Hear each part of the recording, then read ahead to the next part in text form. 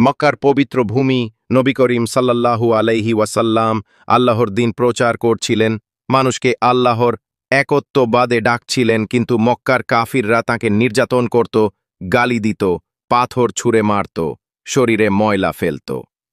একদিন নবী সাল্লাল্লাহু আলাইহি ওয়াসাল্লাম কাবার কাছে নামাজ পড়ছিলেন। হঠাৎ কিছু কাফির এসে উটের নাড়ি ভুঁড়িয়ে এনে তাঁর পিঠের ওপর ফেলে দিল। রাসূলুল্লাহ সাল্লাল্লাহু আলাইহি ওয়াসাল্লাম সিজদায় ছিলেন, মাথা তুলতে পারছিলেন না।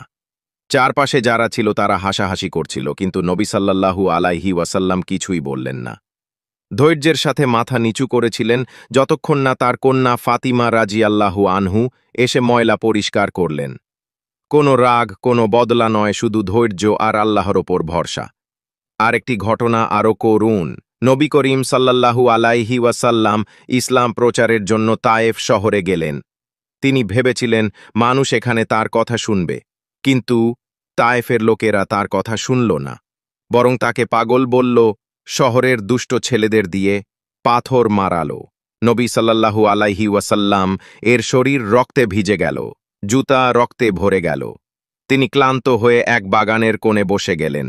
তখন আসমান থেকে জিব্রাইল ফেরেশতা এলেন এবং বললেন, হে মোহাম্মদ, আল্লাহ আমাকে পাঠিয়েছেন। যদি আপনি আদেশ দেন আমি এই আপনি সাল্লাল্লাহু আলাইহি ওয়াসাল্লাম কি বললেন জানেন? তিনি বললেন, না, আমি তাদের ধ্বংস চাই না। আমি আশা করি তাদের সন্তানরা একদিন আল্লাহর ইবাদত করবে। কি অসাধারণ ক্ষমা! যে মানুষরা রক্ত ঝরিয়েছে, তার প্রাণ নিতে চেয়েছে, তাদের জন্য তিনি কল্যাণ চাইলেন। সবচেয়ে বড় ক্ষমার উদাহরণ দেখা যায় মক্কা বিজয়ের দিন। হিজরত করার ৮ বছর পর মুসলিমরা মক্কা জয় করল। নবী করিম সাল্লাল্লাহু আলাইহি ওয়াসাল্লাম তখন হাজারো সাহাবীর সাথে শহরে প্রবেশ করলেন। কাফিররা ভয়ে কাঁপছিল। তারা ভেবেছিল আজ তাদের শেষ দিন, আজ প্রতিশোধ নেওয়া হবে। কিন্তু নবী সাল্লাল্লাহু আলাইহি ওয়াসাল্লাম ঘোষণা করলেন, আজ তোমাদের জন্য কোনো ভর্ৎসনা নেই, তোমরা মুক্ত। যারা তাকে তাড়িয়েছে, গালি দিয়েছে, নির্যাতন করেছে, যুদ্ধ করেছে, সবাইকে ক্ষমা করে দিলেন। শিক্ষণীয় বিষয় এই ঘটনাগুলো আমাদের শিখায়, ১. ক্ষমা মানুষের হৃদয়কে জয় করে। ২. ধৈর্য ছাড়া সত্যের পথে চলা সম্ভব নয়। ৩. প্রতিশোধ নয়, বরং দয়া, অনুকম্পা হল প্রকৃত শক্তি। ৪.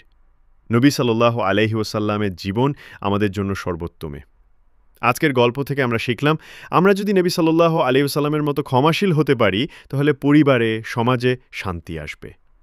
রাগ, হিংসা, প্রতিশোধ নয়, বরং দয়া, ক্ষমা আর ভালোবাসাই আমাদের জীবনের মূল শিক্ষা। আমাদের গল্পটি ভালো লেগে থাকলে এমন সুন্দর সুন্দর রাসূল সাল্লাল্লাহু আলাইহি ওয়াসাল্লামের জীবনী শোনার জন্য আমাদের চ্যানেলটিকে সাবস্ক্রাইব করবেন।